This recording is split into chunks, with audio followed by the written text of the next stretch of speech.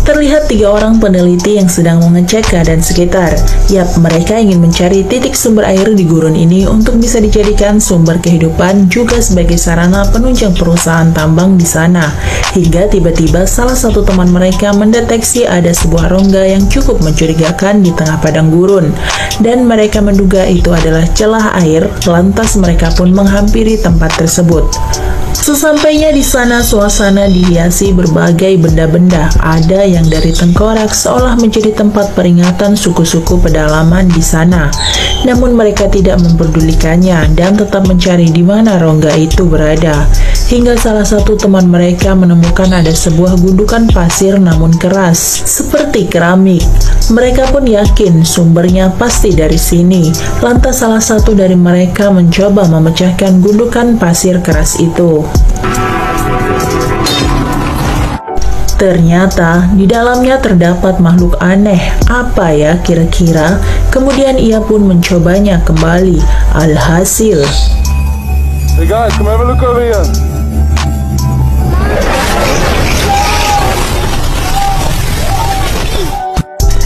mereka pun seketika modar dan terlihat makhluk itu seperti keluar dari persembunyiannya. Nah loh, makhluk apa ya? Kemudian scene pun beralih kepada seorang pria bernama Dr. Riza. Ia adalah seorang pria yang ahli di bidang pengairan. Ya, istilahnya dialah yang merancang instalasi air di perusahaan-perusahaan besar dan sudah terkenal tidak pernah gagal. Hingga bosnya menyuruh Dr. Riza pergi ke Afrika, ke sebuah perusahaan pertambangan yang kesulitan mendapatkan sumber air bersih. Ia pun ditugaskan untuk mencari sumber air yang bisa digunakan di gurun panas tersebut. Singkat cerita, ia pun sampai di gurun yang sangat panas tersebut. Bisa kita lihat suasananya sangat seram alias menyengat mata. Itu jika kalian membawa telur udah pasti matang. Dan jika kalian main-main ke sana selama sejam saja, dijamin kulit kalian berubah menjadi eksotis. Kemudian tak lama jemputan pun datang. Ia bernama Carol. Ia pun menyambut Dr. Zack dengan sambutan selamat datang di neraka. Mereka pun akhirnya melanjutkan perjalanan menuju perusahaan tambang. Sesampainya di sana, barang-barang dokter pun diperiksa oleh seorang petugas wanita cantik bernama Becky. Dan ketika ia memeriksa tas pribadinya, ditemukanlah permen karet aneka rasa. Dan Becky pun berkata, "Ih, permennya banyak, nanti aku minta satu ya." Mickey pun melihat ada sejenis alat aneh di dalam tas tersebut. Dr. Zack pun bilang itu adalah alat mendeteksi air dan rongga di tanah. Jadi sangat efisien untuk mendeteksi sumber air biar sumber air sedekat. Begitulah kira-kira. Singkat cerita, mereka pun memulai perjalanan dengan menggunakan sebuah truk berisi barang suplai dan juga senjata. Dr. Zack sedikit kaget ketika melihat kebiasaan-kebiasaan orang Afrika.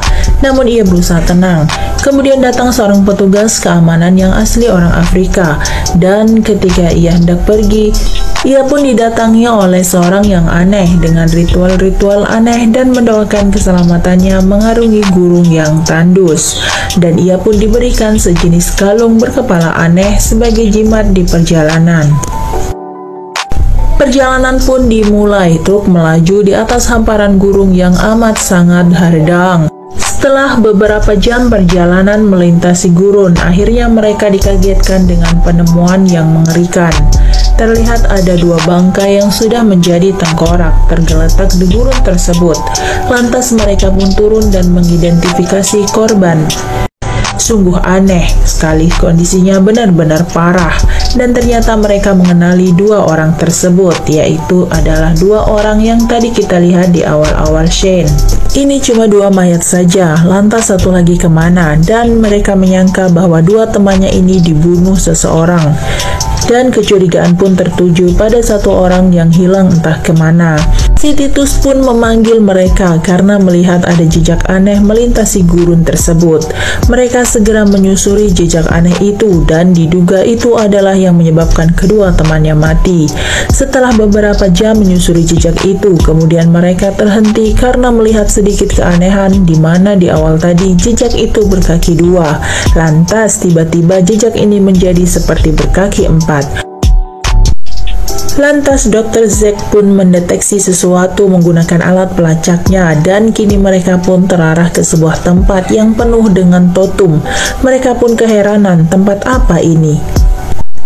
Titus yang merupakan warga asli di tempat ini merasa tempat ini tidak seharusnya dikunjungi dan ia pun mempunyai firasat tidak baik dan menyuruh semuanya untuk pergi dari tempat ini. Dan beberapa kilometer dari tempat tersebut mereka pun kembali dikagetkan dengan penemuan satu mayat yang sudah menjadi tengkorak, dan mayat itu adalah satu orang yang tersisa dari rombongan yang tadi. Kalau dia mati, lantas mereka mati karena apa? Lagian mereka mulai berpikir, jika dengan kondisi seperti ini minimal harus lebih dari 1 bulan terkapar di gurun, padahal ekspedisi pertama dilakukan 3 hari yang lalu. Singkat cerita, malam pun tiba. Dr. Zack terus kepikiran dengan kejadian-kejadian tadi. Ia pun terbangun dan memutuskan akan sedikit hiburan dengan berselancar di atas pasir. Mungkin karena gabut kali ya. Kemudian ia pun ditemui oleh Becky dan menyerahkan alat si dokter karena katanya alat ini terus saja berbunyi. Si Dr. Zack memeriksanya dan merasa heran. Memangnya di sini ada sumber air, tapi dengan radar yang selalu berpindah-pindah. Di tengah dinginnya gurun, mereka pun seperti PDKT. Hingga ketika Vicky pergi sebentar, Dr. Zack sendirian akhirnya mendapatkan jump scare.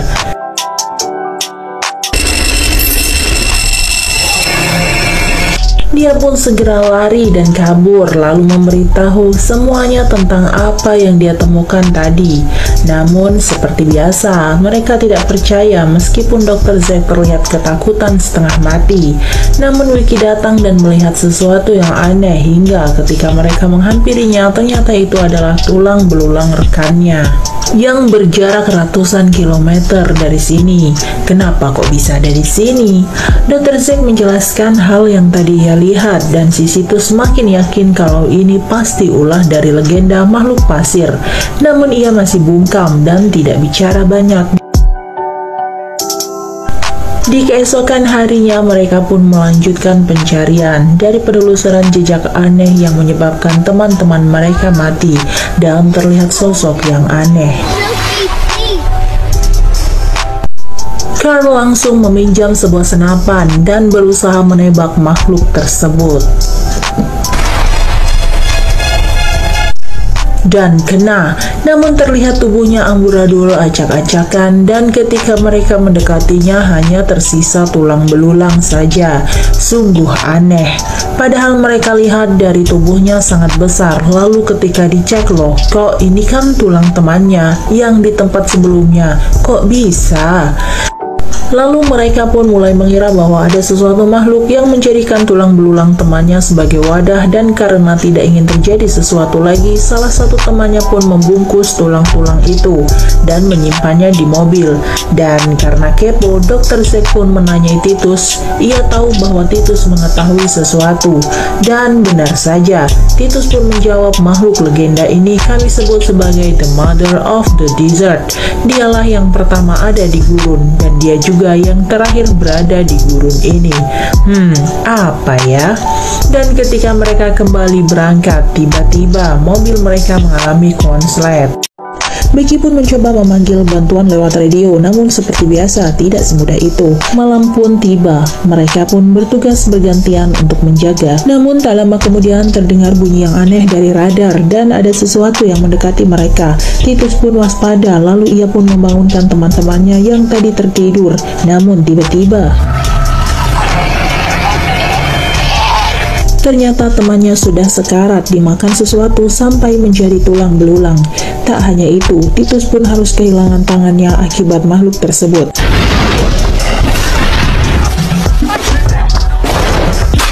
Semua orang terbangun dan mencoba menolongnya. Makhluk itu pun bergerak dengan jumlah yang tak terhitung, berwarna hitam dan sangat kecil. Semua orang menembaknya, namun percuma hingga si Carl pun memutuskan untuk menyiram makhluk itu menggunakan bensin.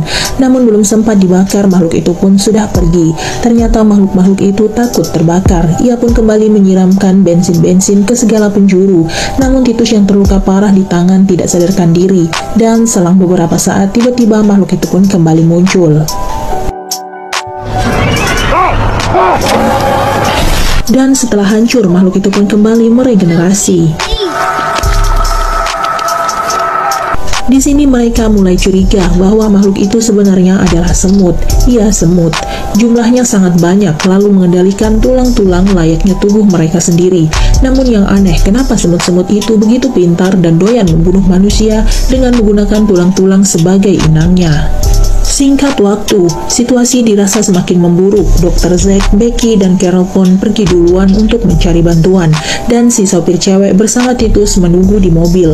Mereka pun berjalan melintasi gurun yang sangat panas. Malam pun menjelang. Mereka pun sudah kelelahan dan memutuskan untuk beristirahat di batang pohon yang tandus. Dr. Zack pun mengelilingi pohon itu menggunakan bensin supaya makhluk itu tidak berani mendekati mereka. Saat mereka akan terlelap, tiba-tiba muncul sosok mengerikan tersebut tepat di hadapan mereka. Dan alangkah kagetnya, ternyata semut-semut itu menggunakan jasad dari si supir wanita yang mereka tinggalkan di mobil. Dengan kata lain, si sopir cewek sudah tewas. Namun untungnya monster itu tidak berani mendekati mereka. Pagi pun menjelang, mereka pun terbangun dan kembali berjalan. Kini mereka sampai di gundukan pasir yang dulu ditemukan teman-temannya di awal-awal scene. Baru mereka pun masuk, ternyata memang benar.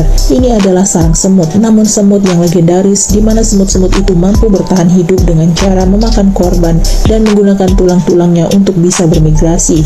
Dan sialnya, sarang semut ini harus jebol oleh 3 orang yang tadi menjadi korban. Singkat cerita, karena mereka tidak ingin semut-semut itu terus berkembang biak, lantas mereka pun pergi mencari di mana semut itu berada, dan mereka mengira semut-semut itu akan membuat sarang di sekitaran pertambangan yang terbengkalai. Lalu mereka pun OTW ke sana. Sesampainya di sana, Carol pun membawa sejenis botol peledak untuk menghancurkan sarang dan ratu dari semut itu. Mereka pun masuk dan mencari di mana semut itu berada, dan tiba-tiba Carol pun hampir saja tewas, beruntung dialihkan perhatiannya oleh Dr. Zack.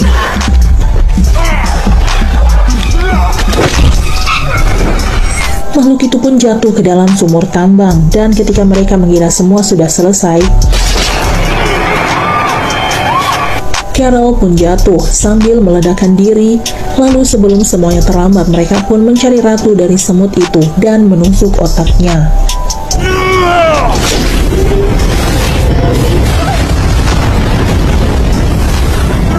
Dan akhirnya mereka berdua pun bisa selamat. Namun kalian pasti yakin semut-semut itu masih hidup. Entahlah, hanya sutradara yang tahu. Dan film pun berakhir.